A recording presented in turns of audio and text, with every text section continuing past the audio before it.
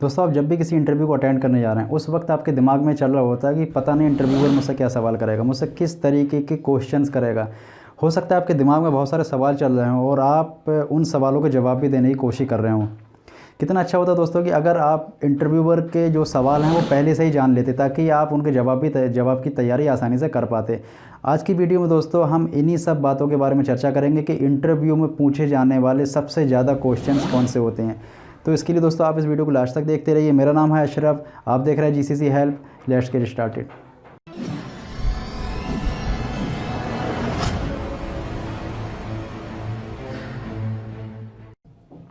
दोस्तों मैंने बहुत सारे इंटरव्यू लिए हैं, इसके लिए मैं आपको एक छोटी सी बात बताता हूं जो अक्सर लोग मेरे सामने फेस करते हैं और शायद कभी मैंने भी इस चीज़ को फेस किया था। वो होता है कि हमें नर्वस होना है, अपना कॉन्फिडेंस लेवल को लो कर लेना या फिर हल्का फुल्का घबरा जाना। इसके लिए दोस्तों मैं आपको बताता हूँ कि जो इंटरव्यूअर है ना, मैं भी एक इंटरव्यूअर हूँ और इंटरव्यूअर भी एक इंसान है, उसके अंदर भी दिल है, वो भी चीज़ों को समझता है और वो भी इसी प्लानेट का है जिससे आप आए हैं। उसके पास ऑलरेडी आपने सीवी भेजी हुई होती है, वो सब कुछ जानता है, लेकिन उसके बावजूद भी आपसे वही क्वेश्चन करेगा जो आपकी सीवी में ऑलरेडी मेंशन है, ताकि वो आपके दिमाग को, आपकी कैपेबिलिटी को, कैपेसिटी को जांच सके। सबसे पहला क्वेश्चन दोस्तों ये हो सकता है कि टेल मी अबाउट योरसेल्फ, अपने बारे में मुझे कुछ बताइए। जबकि आपने सब कुछ भर रखा होता है सीवी में, सब कुछ अपने बारे में बताया होता है, लेकिन उसके बावजूद भी वो आपसे सुनना चाहता है अपने बारे में। अब तक तो आपकी सीवी बोल रही थी, लेकिन अब आपको बोलना है। फटाफट बोलना शुरू कर दीजिए और जो भी आप हो उसको बोल दीजिए। ये पहला क्वेश्चन आपका होता है और 99% ये क्वेश्चन हर इंटरव्यू में ही होता है। अब आप इसका आंसर तैयार कर लीजिए कि अपने बारे में मुझे क्या क्या बताना है, कितनी स्टोरियाँ मुझे सुनानी है और क्या क्या आपने काम किया है। दूसरा क्वेश्चन हो सकता है दोस्तों, आप जिस कंपनी से आए हो आपने उसको क्यों छोड़ा, या हो सकता है कि आप कंपनी क्यों सर्च कर रहे हो या फिर आप जॉब क्यों सर्च कर रहे हो, ये दूसरा क्वेश्चन उसका हो सकता है। दोस्तों आप अच्छी तरह जानते हैं कि जिस भी कंपनी को आप छोड़ रहे हैं वहाँ पर कोई ना कोई प्रॉब्लम ज़रूर होगी। हो सकता है आप अपनी सैलरी से सेटिस्फाई ना हो सकता है आपके टीम का कोऑपरेशन या बिहेव आपके लिए ठीक ठाक ना हो, इसके लिए आप छोड़ रहे हैं। सीधा सीधा साफ साफ मेन जो रीज़न है वो बता दीजिए कि मैंने इस वजह से इस कंपनी को रिजाइन किया। अगर सैलरी की वजह से छोड़ा तो फिर कोई बात नहीं, या टीम की वजह से कुछ भी छोड़ा तो भी कोई बात नहीं, आपके सीनियर्स का एटीट्यूड ठीक नहीं है। जो भी रीज़न है आपको बताना होगा कि आपने उस कंपनी को क्यों छोड़ा। उसके बाद दोस्तों आपसे पूछा जा सकता है कि आपकी पिछली कंपनी में पोजीशन क्या थी। अगर आप पिछली कंपनी में काम कर रहे थे या फिर कुछ भी कर रहे थे, इससे पहले आप क्या कर रहे थे, ये आपसे पूछा जा सकता है और लगभग केसों में पूछा जाता है। इससे पहले आपने जो भी कुछ किया, आपने जो भी तैयारियां की, आपने जो कुछ भी किया, उसकी पहले ही तैयारी कर लीजिए कि मुझे इस क्वेश्चन का क्या आंसर देना है और सटीक जवाब बिना नर्वस किए फुल कॉन्फिडेंस के साथ बता देना है कि इससे पहले मैं ये करता रहा हूं और मुझे फला काम में अच्छी खासी नॉलेज है और मैं ये सब कर सकता हूँ, इन सबको मैं हैंडल कर सकता हूँ। दोस्तों अगला क्वेश्चन हो सकता है कि what is your technical skills, आपके टेक्निकल स्किल कौन कौन से हैं। तो जल्दी आपने टेक्निकल स्किल जो भी हैं आप बता दीजिए। आप किस तरीके से प्रॉब्लम को सॉल्व करते हैं और कैसे कैसे टीम को कोऑपरेट करते हैं, ज़रूरत पड़ने पर आप टीम को सपोर्ट कैसे कैसे करते हैं। वैसे तो टेक्निकल स्किल नहीं, लेकिन जो भी आपके टेक्निकल स्किल हैं वो सारे ही आप बता दीजिए कि अगर आपको आपकी ड्राइंग में, आपके प्रोजेक्ट में कोई भी कमी दिख रही है, आप उसको कैसे कैच करते हैं। ये है आपका टेक्निकल स्किल, इसके बारे में आपको तैयारी करनी है। अगर दोस्तों आप कोई सिविल इंजीनियर है या फिर कंस्ट्रक्शन या इंटीरियर लाइन में आप हैं, उसके अंदर आपसे एक क्वेश्चन हो सकता है कि how you will solve the problem, आप प्रॉब्लम को कैसे सॉल्व करोगे। क्योंकि सबको पता है कि सबसे ज़्यादा प्रॉब्लम्स इन्हीं लाइन में आती है। आपकी ड्राइंग में कितनी भी डिटेल हो, कितनी भी अच्छी आपका जो आर्किटेक्टर, आपका इंजीनियर है, उसने ड्राइंग आपको दे दी हो, लेकिन उसके बावजूद भी जब आप फिज़िकल वर्क की तरफ जाते हो आपको प्रॉब्लम का सामना करना पड़ता है। आपको किस तरह प्रॉब्लम को सॉल्व करना है, यही सारे क्वेश्चन होते हैं इंटरव्यू के अंदर, आपको उसका जवाब भी देना पड़ेगा। फिर उसके बाद अगर आपका इसी लाइन से कनेक्शन है, इसी इंटीरियर या फिर सिविल इंजीनियर की लाइन से कनेक्शन है, आपसे एक क्वेश्चन हो सकता है कि आप मैन पावर को किस तरीके से कंट्रोल करते हो, how you will control the man power. क्योंकि मैन पावर को कंट्रोल करना एक बहुत बड़े स्किल में आता है। कंट्रोल करने से मुराद है कि आपका जो भी डेडलाइन है, जो भी आपका प्रोजेक्ट की डेडलाइन है, उसको डिलीवर किस तरह से करोगे, क्योंकि करनी तो मैन पावर से, आप किस तरीके से करोगे। अब आप उसको अपने एक्सपीरियंस के हिसाब से जवाब दे सकते हैं कि अगर कम टाइम है तो मुझे ड्यूटी ओवर एक्सटेंड करने होंगे और अगर ज़्यादा टाइम है तो फिर मैं नॉर्मल ड्यूटी ओवर में ही उसको ख़त्म करने की कोशिश करूँगा। और इन सब के लिए आपका फिज़िकल एक्सपीरियंस होना बहुत ज़्यादा ज़रूरी है, तभी आप उस चीज़ को समझ पाएंगे और अच्छे तरीके से आंसर दे सकते हैं।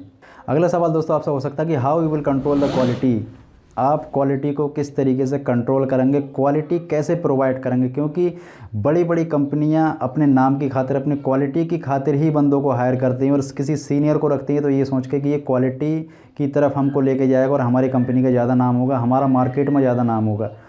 दोस्तों इसके लिए, इन सब के लिए आपका फ़िज़िकल पर्सनल एक्सपीरियंस होना बहुत ज़्यादा ज़रूरी है। आपने किसी क्वालिटी कंपनी में अगर काम किया होगा तो आपको पता होगा कि क्वालिटी क्या होती है और कंपनीज़ इसके लिए कौन सी कीमत अदा करती हैं। आपको अपने फ़िज़िकल एक्सपीरियंस के हिसाब से क्वालिटी कंट्रोल का क्या क्या सिस्टम है वो आपको बताना होगा। उसके बाद दोस्तों आपको पूछा जा सकता है कि आप ड्राइंग को रीड करने में, ड्राइंग की अंडरस्टैंडिंग आपकी कितनी है, आपके अंदर कंप्यूटर की स्किल्स कितनी है, कंप्यूटर की बेसिक नॉलेज के अलावा आपको कौन कौन से सॉफ्टवेयर पर काम करना आता है, आपको डेटा शीट बनानी आती है नहीं, आप अपने मैनेजर को, अपने सीनियर को रिपोर्ट कर सकते हो कि नहीं। ये सब क्वेश्चनों का आंसर आपसे पूछा जा सकता है और आपको उसकी तैयारी भी करनी है। और उन सब के बाद दोस्तों आपसे पूछा जाता है आपकी सैलरी के बारे में कि आप पिछली कंपनी में क्या सैलरी ले रहे थे और यहाँ इस कंपनी में आप क्या एक्सपेक्ट कर रहे हैं। तो दोस्तों खुले हुए लफ्ज़ों में आपको सीधे साधे तौर पर बता देना है पिछली कंपनी में जो भी ले रहे थे और इस कंपनी में आपको कितनी चाहिए, या फिर पिछली कंपनी में आप कुछ ले रहे थे और आपने रीज़न वो ही रखा था कि मैंने कंपनी में कम सैलरी की वजह से काम छोड़ा है, तो फिर आप बता सकते हैं कि मुझे आपकी इस कंपनी में इतनी सैलरी चाहिए तभी मैं इसको ज्वाइन करूँगा। ये दोस्तों बहुत सिंपल है, आपसे कोई भी ज़बरदस्ती नहीं किया जाएगा, कोई भी कॉन्ट्रैक्ट आपसे साइन नहीं किया जाएगा। हो सकता है आपका मैनेजर आपको एक फ़िज़िकल टेस्ट के लिए बोले, किसी साइट का सर्वे आपसे कराए या फिर कंप्यूटर में कुछ आपके टेक्निकल फ़िज़िकल स्किल्ड आपके जांचे परखे। उन सब के बारे में भी दोस्तों आपको तैयार रहना होगा। और सबसे लास्ट में दोस्तों आपसे पूछा जाएगा, do you have any question, क्या आपके पास भी कुछ क्वेश्चन है, क्या आप कुछ कंपनी के बारे में जानना चाहते हो। अब दोस्तों आपकी बारी आ गई। अब तक तो आपका इंटरव्यूअर आपसे पूछ रहा था, लेकिन अब लास्ट में जब आपसे पूछा जाता है, आपको बिना शर्माए, बिना झिझके, बिना नर्वस हुए आपके दिमाग में जो भी क्वेश्चंस हैं ना वो सारे ही पूछ लीजिए। मैं आपको कुछ हिंट्स दे देता हूँ कि आपको कौन कौन से क्वेश्चन इंपॉर्टेंट हैं पूछने के लिए। आप जिस भी कंपनी में इंटरव्यू दे रहे हैं, आपका इंटरव्यू डन होने का जो लास्ट स्टेप है ना, इंटरव्यूअर जब भी आपसे पूछेगा कि आपके कुछ क्वेश्चन है, फटाफट बोल दो कि सबसे पहले आपकी सैलरी का जो सिस्टम है ना वो मुझे बता दीजिए कि आपकी कंपनी में सैलरी का जो टाइमिंग है ना वो किस टाइम से सैलरी आती है, मंथली आती है या फिर 2-3 महीने पेंडिंग होने के बाद आती है। सबसे ज़्यादा इम्पोर्टेंट, क्योंकि हर आदमी सैलरी के लिए काम करता है, उसके पीछे उसकी फैमिली है खाने के लिए, इसीलिए उसको सैलरी इज़ द मस्ट। सबसे पहले उसको क्वेश्चन सैलरी के बारे में करना है कि सैलरी की क्या टाइमिंग है। उसके बाद जो अगला क्वेश्चन आपका होगा वो होगा ड्यूटी टाइमिंग, कि आप जिस कंपनी में काम करने जा रहे हैं भैया उसकी ड्यूटी टाइमिंग क्या है। कहीं ऐसा तो नहीं वहाँ पर आपसे, वैसे तो कुछ केसों में 6 घंटे, 8 घंटे, 10-10 घंटे की भी ड्यूटी ले लेते हैं। आपके एग्रीमेंट पर साइन करा लेंगे, उसके बाद आप कुछ नहीं कर सकते। आपको 10 घंटे, जब सिस्टम कंपनी में 10 घंटे का है, आप कैसे करके फ़ाइट करोगे 8 घंटे करना है। आपको सीधा बोलेंगे कि आप जा सकते हो क्योंकि बाकी लोग कर रहे होते हैं। तो आपको आपकी ड्यूटी टाइमिंग भी पूछना बहुत ज़रूरी है कि 8 घंटे, 9 घंटे, कितने घंटे आप वहाँ पर काम करोगे। अगला क्वेश्चन दोस्तों आपका हो सकता है कि ट्रांसपोर्टेशन और अकोमोडेशन और फूड किसकी तरफ से प्रोवाइड होगा। ये भी बहुत इंपॉर्टेंट है, क्योंकि कंपनी में जो भी सैलरी मिलती है लगभग 20% इन्हीं एक्सपेंस में चला जाता है। आदमी का जो 20% है वो इन्हीं सब में चला जाता है कि उसका ट्रांसपोर्ट, उसका अकोमोडेशन, उसका फूड, वो अपनी सेविंग ठीक ठाक से नहीं कर सकता। अगर आप ये भी क्लियर कर लेते हो तो इससे आपका प्लान मजबूत हो जाता है। कुछ कंपनीज़ अकोमोडेशन देती हैं या फिर कुछ कंपनी फूड भी देती हैं, कुछ कंपनी ट्रांसपोर्ट देती हैं। ये डिपेंड करता है आपकी जॉब के ऊपर कि आपके जॉब और स्किल्स और सीवी और क्वालिफिकेशंस क्या हैं। इसके अलावा दोस्तों आप पूछ सकते हैं उनसे मेडिकल इंश्योरेंस के बारे में, आप पूछ सकते हैं मोबाइल अलाउंस के बारे में, आप पूछ सकते हैं अपना कॉन्ट्रैक्ट के बारे में कि आपका कॉन्ट्रैक्ट कैसा होगा, आपका लिमिटेड कॉन्ट्रैक्ट है या फिर अनलिमिटेड कॉन्ट्रैक्ट है। इसके बारे में दोस्तों एक थोड़ा बड़ा टॉपिक है, मैं एक दूसरी वीडियो बना दूंगा कि इनमें डिफरेंट क्या होता है, हमें लास्ट में जो फैसिलिटी मिलने वाली होती है वो क्या क्या होती हैं। और सबसे लास्ट में, सबसे आखिरी, आप उनसे अपना ऑफ़र लेटर मांग सकते हैं, जॉब ऑफ़र लेटर मांग सकते हैं कि अब मुझे मेरा जॉब ऑफ़र लेटर प्रोवाइड करो, ताकि आपको ही मेक श्योर हो जाए कि आपने जो इंटरव्यू दिया है उसके एवज में आपको यहाँ पर जॉब मिलने वाली है या फिर नहीं।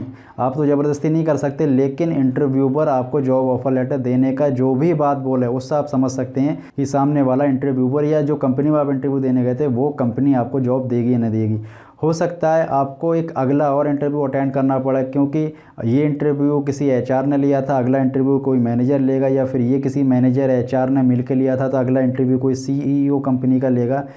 कुछ केस हो सकते हैं जिसमें आपको दूसरा इंटरव्यू प्लस तीसरा इंटरव्यू अटेंड करना पड़े। ये डिपेंड करता है आपकी जॉब और पोस्ट के ऊपर। आपकी अगर कोई लेबर या स्किल्ड लेबर की अगर कोई पोस्टिंग है तो आपको एक ही इंटरव्यू में काम हो जाएगा, लेकिन अगर आप किसी बड़ी पोस्ट पर जा रहे हैं ना तो आपको कई इंटरव्यू भी अटेंड करना पड़ सकते हैं। इंटरव्यूवर भी कई हो सकते हैं, आपको एक बड़ी टेबल पर बिठाया जा सकता है, सेंटर में आप बैठे होंगे, बहुत सारे केसेस हो सकते हैं, लेकिन आप एक बड़े लेवल पर बिना नर्वस हुए, बिना टेंशन के, फुल इन्फॉर्मेशन के साथ अगर आप जा रहे हैं तो फिर डजेंट मैटर कितने भी लोग हों, आप उनके सारे ही सवालों के जवाब आसानी से दे पाएंगे और आप उस इंटरव्यू को और उस जॉब को विन कर पाएंगे, जो बाकी जो लोग होते हैं वो नहीं कर पाते हैं। दोस्तों वीडियो ज़्यादा लंबी ना हो जाए इसीलिए मैं इस वीडियो को यहीं पर स्किप करता हूं। आपके लिए बहुत सारी वीडियोस हैं आने वाली, बहुत सारी आपको सारी ही इन्फॉर्मेशन देना है जो आपको अब मिल रही है, यहाँ से लेकर आपको आपकी कंपनी का ओनर बनाने तक जितनी भी क्वारीज़ होंगी, जो भी इन्फॉर्मेशन होगी वो सब आपको प्रोवाइड करना है। इसके लिए दोस्तों आप इस चैनल को सब्सक्राइब कर लें और बेल आइकन को भी दबा लें ताकि जो आगे नई आने वाली वीडियोज़ की नोटिफिकेशन आपको आसानी से मिल सके। मिलते हैं दोस्तों अगली वीडियो में नए टॉपिक के साथ, तब तक के लिए गुड बाय, टेक केयर।